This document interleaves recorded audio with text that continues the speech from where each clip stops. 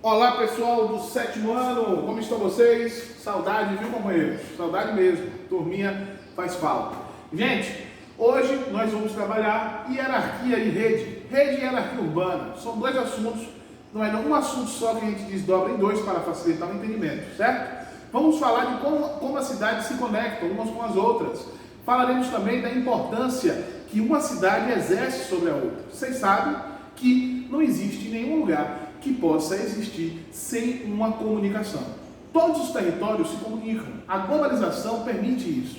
E as cidades faz com que se tornem dependentes uma das outras. Não tem como Rui Barbosa existir, ter uma economia como tem, se Feira de Santana não mandar os produtos, por exemplo, se o povo de Macajuba não vier comprar aqui, e vice-versa. As cidades, elas se comunicam entre si. Portanto, nós iremos falar sobre isso, sobre a hierarquia das cidades e como elas se conectam em formas de rede física e, claro, com a globalização, temos também as redes virtuais. Vamos lá, pessoal. Bem, pega o positivo de vocês, abram na página de número 25, aqui ó, página 25, falaremos sobre rede e hierarquia urbana, beleza? Como já disse a vocês, essas cidades, elas se conectam, e cada cidade tem uma importância maior. Então vamos começar das cidades mais importantes para as cidades então menores. Começamos a falar das metrópoles, beleza? Quem são as metrópoles? Olha só, metrópoles são as principais cidades de determinado território ou país, em razão da grande diversidade de atividades econômicas, vale a pena frisar isso, que apresentam, estabelece forte influência sobre as demais cidades do seu entorno. Por exemplo, Salvador. Salvador é uma metrópole e ela tem uma importância grande para toda a Bahia, beleza? É lá que está o centro administrativo do governo, é lá que estão principais empresas de polos petroquímicos do nosso estado. Portanto, uma metrópole ela tem uma influência grande sobre as cidades vizinhas, beleza? Funcionando como polos econômicos e concentram os centros decisórios, no caso, ele está falando do gabinete do governador, da Câmara de Deputados e por aí vai. Bem, a gente tem vários tipos de metrópole, certo? Nós temos aquela metrópole que tem uma influência no país como um todo, no caso é São Paulo, é uma grande metrópole nacional. Temos as metrópoles nacionais, que são um pouco menores, mas não deixam de ser importantes, como é o caso do Rio de Janeiro e Brasília, que é a capital do nosso país. E temos metrópoles que não são tão importantes como essas outras duas, mas que têm um valor muito forte no nosso território. São elas, por exemplo, Manaus, na região norte, Belém também lá, Fortaleza, aqui nordeste, Recife, Pernambuco, nordeste, Salvador, Bahia, Belo Horizonte, Minas, Curitiba, Goiânia, Porto Alegre. Essas são metrópoles também, não tão grandes como São Paulo e Rio, mas que têm uma influência forte na sua região.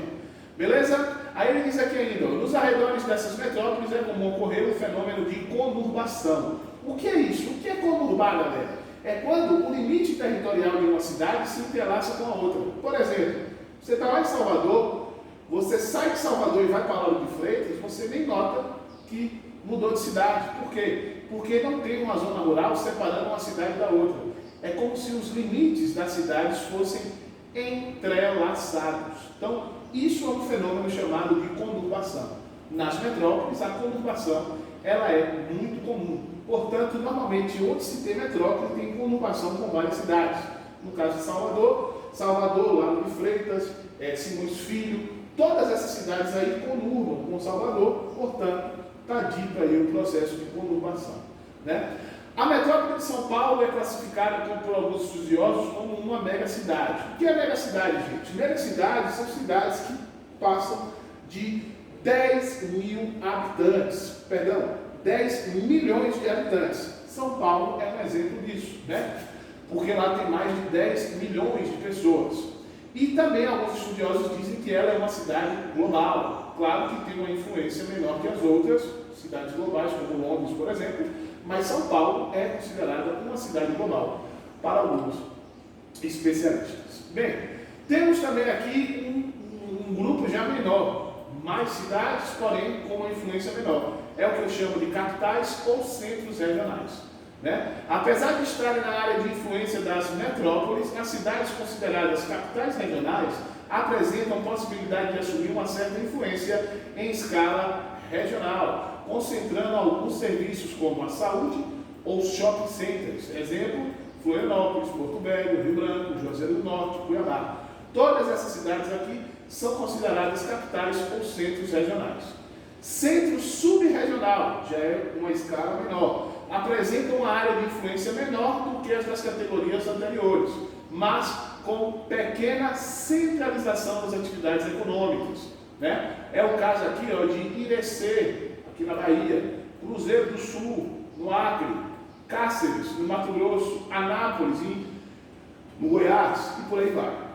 Observe aqui a imagem que eu tenho claramente aí mostrando essas capitais regionais, aqui, ó, grande metrópole nacional, metrópoles nacionais em amarelo, metrópoles em rosinha e as capitais regionais. Feira de Santana aqui, ó, uma capital regional. Ilhéus, Vitória da Conquista, Barreiras, todas essas cidades aqui são capitais regionais. Beleza? Temos aqui uma atividadezinha cartografada para ser feita, então espero que vocês façam. E para fechar a aula de hoje, falaremos também de problemas que existem nos espaços urbanos, sociais e urbanos, né? Vamos lá. Um grande problema aí é o desemprego. O desemprego é comum nas cidades, o que não deveria existir, porque se você tem um desemprego, você aumenta a pobreza, né? E estamos passando por um período de aumento desse desemprego por causa da pandemia, da grande crise econômica que vem ocorrendo aí em vários países do mundo, decorrente da pandemia. A gente nota então que o desemprego ele vem crescendo e é um problema que é verificado nas cidades e que tem que ser combatido. Por quê? Porque quando você aumenta o desemprego, você aumenta a marginalização das pessoas, o número de pessoas que não têm acesso à comida, à roupa, à educação, à saúde. Então, grandes problemas sociais passam a existir quando tem um aumento desse desemprego. O desemprego nada mais é do que um não emprego. Portanto, as pessoas desempregadas, pessoas que não trabalham, não têm renda, e aí um problema social grave e que é comum nas cidades, né? Aqui é uma fila de pessoas para conseguir um emprego numa rede de supermercados. Essa foto aqui não é antiga não, viu, gente? 2016. Então, o desemprego ele é real. Favelização.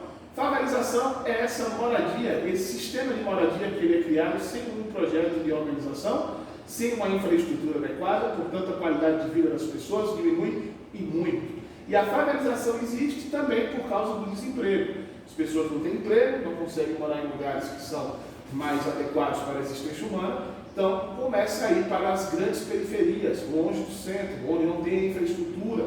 Muitas das vezes você não tem água encanada, você não tem luz elétrica, esgoto. O que acontece? Acontece então que você tem um processo chamado de favelização, né? As casas são construídas sem ter um projeto específico, enfim. E a favelização ela é um problema porque mostra a falta de organização do Estado em gerenciar melhor o crescimento da cidade, né? O livro diz aqui, ó, falta de moradia, chamada também como déficit habitacional, também é grave nos grandes centros urbanos. Em decorrência da remoção de famílias que vivem em locais onde há risco de acidentes, é necessário criar espaços que obedeçam padrões ambientais e de saúde, nos quais devem ser construídas moradias. Isso amplia a demanda por áreas e capital para investimentos. De acordo com o IBGE, 11,4 milhões de pessoas em aglomerados subnormais, como são denominadas favelas. A favelização é um processo que ocorre quando há o crescimento do número de pessoas que vivem de forma irregular em moradias precárias e impróprias. Trata-se de zonas urbanas pobres ou de pouca infraestrutura presente em muitas cidades do país. Normalmente, são áreas que apresentam qualidade de vida mais baixa do que na parte central. Em virtude da pouca presença do poder público, por meio de serviço como segurança e infraestrutura, há casos em que grupos criminosos controlam as favelas ou parte delas, à revelia da população trabalhadora desses bairros. Contudo, cada vez mais há favelas bem estruturadas e já bastante assistidas pelo Estado. Aqui é uma área de favela, você pode ver que tem uma área de encosta, então pode ocorrer aí o deslizamento de terra. Isso aqui é em São Paulo, né? Área com risco de desabamento. E um outro problema muito sério é a poluição. As cidades, elas produzem muito lixo, né? E aí, além do lixo físico, né, que você pega, você tem também o esgoto líquido, né? Então, são várias formas de poluentes que as cidades jogam no meio. Poluição do ar, pode ser dita, poluição dos rios, que são as fezes, a urina, o esgoto, né? Então você joga ali tudo no rio, sem um tratamento específico, então você aumenta a poluição, né? E o livro traz aqui o pensamento do dicionário Aurélio, que diz que poluição é a mesma coisa que contaminação e consequente degradação do meio natural causado por agentes químicos, detritos domésticos, industriais, etc. Existem vários tipos de poluição. Nós temos a atmosférica do ar, hídrica do rio, visual, né, com vários cartazes, mas por aí vai, e também a poluição sonora. Eu estou me referindo então à auditiva, a grande quantidade de zoados e por aí vai.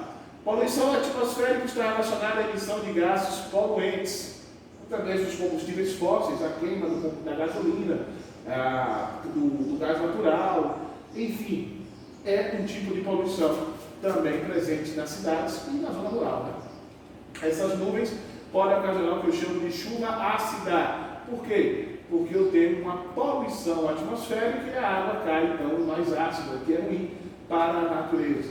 A poluição hídrica está relacionada então aí aos resíduos, né, e os maus hábitos de pessoas que não dão o destino correto ao lixo, nas ruas, em rios, além de problemas também como saneamento básico, ausência ou deficiência no tratamento do esgoto. Então, é outro problema. E a poluição visual e sonora são tipicamente urbanas. A primeira ocorre quando há um exagero na quantidade de anúncios ou painéis espalhados a ponto de causar desconforto às pessoas. Do mesmo modo, a poluição sonora é produzida pelo excesso de barulho provocado por fábricas, automóveis, aviões e por aí vai, aumentando o estresse das pessoas. Temos também aqui, gente, um processo chamado aí, né, as ilhas de calor. Então elas são importantes, vocês precisam estar ligados no que é uma ilha de calor. Nessa imagem aqui vocês podem notar que aqui é a área urbana, né, aqui é o centro da cidade. E quando você se afasta do centro, você tem aqui as áreas mais rurais, mais periféricas. O que você pode notar aqui? Que à medida que a quantidade de concreto e asfalto aumenta, essa temperatura ela também tende a aumentar. Isso é um problema. Você vê aqui que pode variar cerca de 4 graus Celsius. Nessa área aqui está abaixo de 30 graus, 30, 31, ó. No centro da cidade, 33 graus. E à medida que você se afasta, a temperatura diminui. Esse fenômeno eu chamo de ilha de calor, comum nas cidades mais urbanizadas. Por isso, a importância de se ter árvores, parques, né, preservar o pouco do verde que ainda resta nas cidades. Olhar geográfico, atividade, vamos produzir. Beleza, galera? Então, um abraço aí de tio então. Hoje nós falamos de rede de alguns problemas urbanos. Conto com o carinho de vocês. Valeu? Até a próxima. Fui!